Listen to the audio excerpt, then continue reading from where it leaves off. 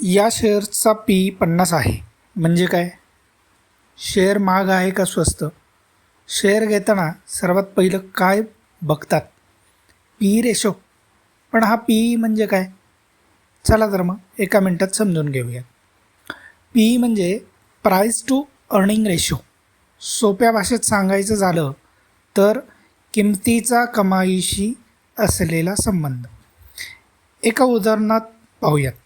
समजा एका दुकानाची एकूण किंमत 1,00,000 रुपये आहे व त्यातून मिळणारे उत्पन्न हे वर्षाला 10,000 रुपये आहे.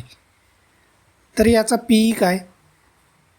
तर पी बरोबर किंमत भागिले कमाई, म्हणजेच 1,00,000 भागिले 10,000 म्हणजे पी आला 10. आता हे एका शेअर संदर्भात पाहूयात. एखाद्या शेअरचा भाव हा 100 रुपये आहे आणि कंपनी वर्षाला एका शेअरमागे 5 रुपये कमवते. तर पी बरोबर 100 भागिले 5 म्हणजे पी आला 20.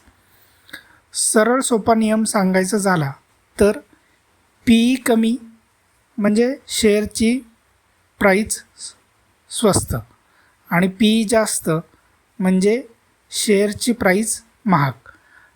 पण फक्त पी बघून शेअर घेऊ नका. हा फक्त एक मापदंड आहे. त्यासाठी अजून काही गोष्टी पाहाव्या लागतात, जसे की कंपनीवर असलेले कर्ज, फ्युचर ग्रोथ. अशा गोष्टी आपण पाहणार आहोत पुढच्या काही व्हिडिओमध्ये. आणि हो, मी सेबी रजिस्टर ॲडवायझर नाही. हा व्हिडिओ फक्त शिक्षणासाठी आहे.